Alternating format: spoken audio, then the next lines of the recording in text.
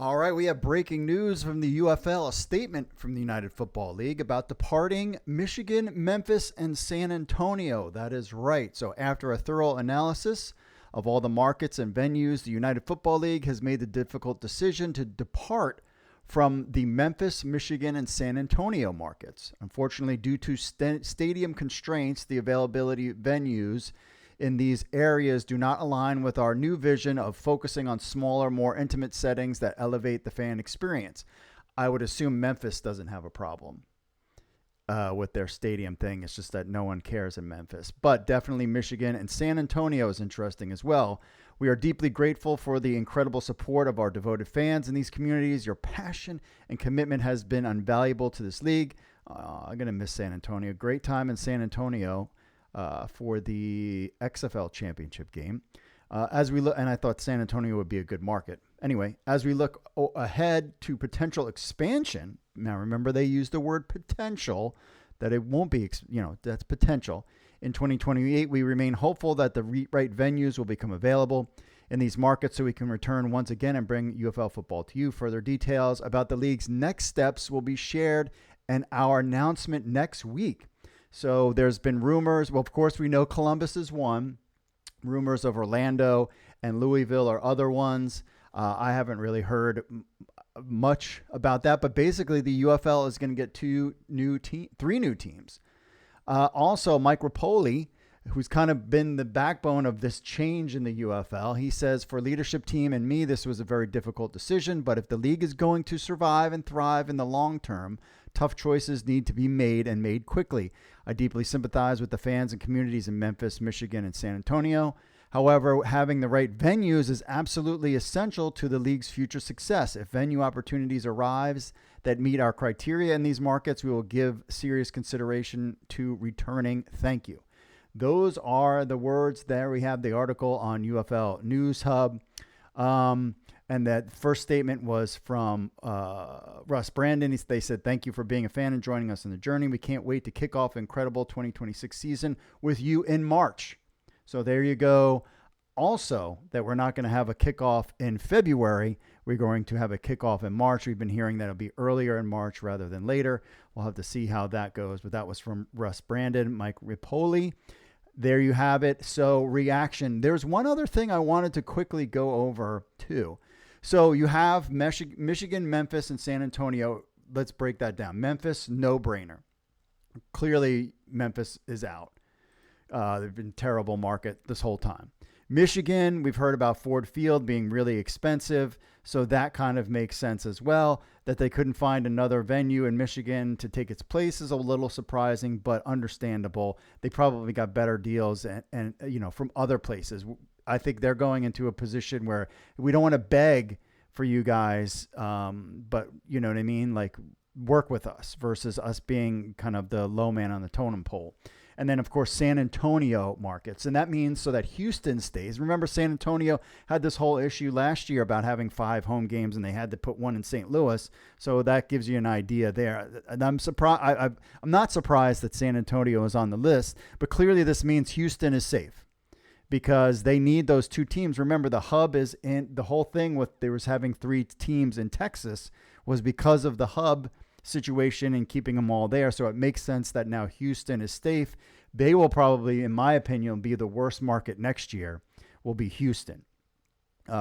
So there you have, and there you know that there's the 3 teams. So that means, and I'm not saying that they ain't done yet. You still have basically Birmingham. I still think is questionable. Not for this season, clearly, but they've made the decision. So they have 3 new markets. We know one of them is going to be Columbus. So that means 2. And we're going to find out next week. So that is good because they say that details, next steps will be shared in our announcement next week. So your reaction, I feel bad for San Antonio fans. I really thought San Antonio would be a good market, and Michigan fans as well. You came balling out. Things improved. The players don't have to worry about it. There will be 8 venues. Everything will be the same except for when they travel. They'll have a different uniform. I've been scouring stuff, trying to find anything. I haven't seen anything yet. But there you have, we'll have a Columbus team. And we will have 2 other locations, which will be interesting to find out if we get some leaked information. We'll pass that on to you. This is the other thing I want to kind of put on your radar too. So you have basically, they're talking about expansion in 2028, which is going to be kind of needed. This has been something that has been on the radar for a while that I've been hearing behind the scenes, and about the NFL launching a flag football league. And they announced that yesterday ahead of the 2028 season, again, for the 2028 Los Angeles Olympics. Now, why does this matter to UFL front office people? Well, the games will be played during the UFL season. It could also take away players from the United Football League. Estimates have the NFL-backed flag football league set to start in spring of 2027. So the problem is that you have a potential spring flag football, and there's questions of people, are anybody going to watch flag football? Is it going to take players away? What are their pay going to be? Is it going to be a short season? Is it going to be a longer season? Are they going to play twice a week? Like, who knows what's going on? But the NFL is planning to launch a flag football league, and that could impact the UFL. Now, probably not, because people are going to still want these. I mean, if you've looked at anything when it comes to television cable ratings, like, it's basically over. Cable is over. There's about 5 television stations that get any kind of thing, and it's mostly it's news and mostly football and sports. So adding this, I would assume that the Foxes and ESPN will be happy to do both, but just keep an eye that this will technically compete for eyeballs and interest from the UFL. So the UFL basically has the 2026 season all by itself, but then in the 2027 season, they could be going up against NFL flag football leagues, both male and female leagues, and they're going to spin that up. And that's going to be a lot cheaper to do than the UFL would be. So this is a critical season. I think Mike Rapoli's coming in doing the right thing. I mean, you got to build the foundation first. And if you're having all these issues with markets and stadium deals and trying to get the right situation, then that makes sense that you got to jettison some of these teams and go to markets where you're wanted.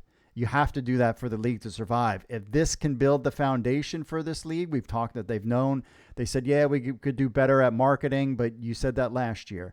And we haven't heard any new marketing, but I think clearly because they needed to get all their ducks in a row. They are hiring people, so we'll have to kind of keep an eye on that. But let me know what you think. Memphis, Michigan, San Antonio fans, we're sorry to see you go. Are you going to not watch the league anymore? Are you going to follow your new team? Are you going to pick a new team? You can pick the DC Defenders.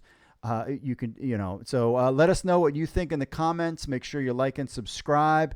And it should be from what I'm hearing, an interesting in October for the UFL, because we also have free agency. So this is the first time that these players can now move around to different teams.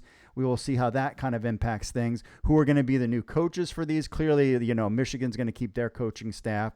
Does Memphis keep their coaching staff and change? What about San Antonio?